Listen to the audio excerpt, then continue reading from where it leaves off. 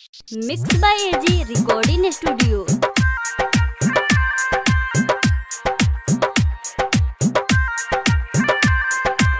Music director DJ Prabhunand, DJ Prabhunand, DJ Prabhunand.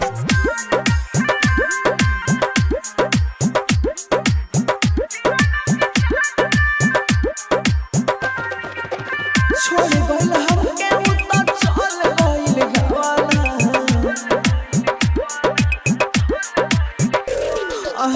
छोड़ गइल हमके उता चल गइल गवाना। दीवाना के जान जाए, दीवाना के जान जाए माल के खिलावाना। दीवाना के जान जाए माल के खिलावाना।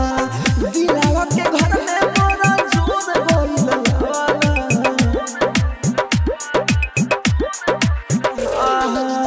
दिलावा के घर में मोरा जोर गइल गवाना। दीवाना के जान जाए, दीवाना के जान जाए माल के खिलावाना। दीवाना के जान जाए माल के खिलावाना।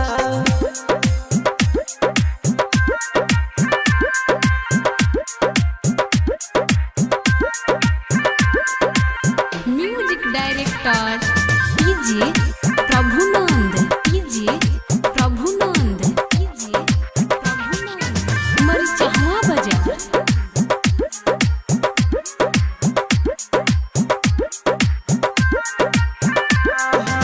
मिलन आ जाती हो सतिया हो सहस के। दिल तोरा बोल हमर दिलवे में बस के।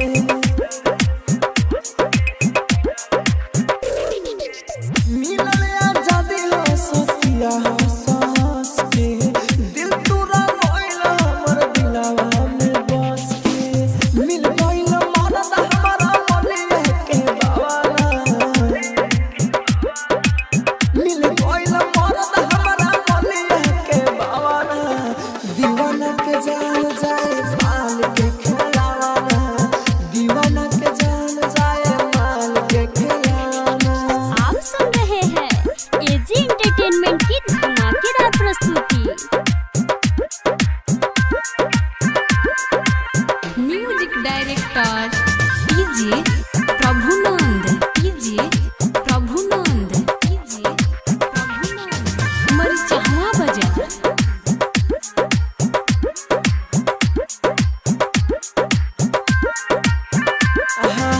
राइटर यार अबिया सुनो चंदन की कहानी। बड़ा परसानी रोशन राहुल राजा धानी। राइटर यार अबिया सुनो चंदन की कहानी। बड़ा परसानी रोशन राहुल राजा धानी। ससुरा में भइल बाटे दूध के उठावाना। ससुरा में भइल बाटे दूध के उठावाना। दीवाना के जान जाए माल के खिलावाना। दीवाना के जान जाए माल के खिलावाना। स्टूडियो रोशनपुर सपहा।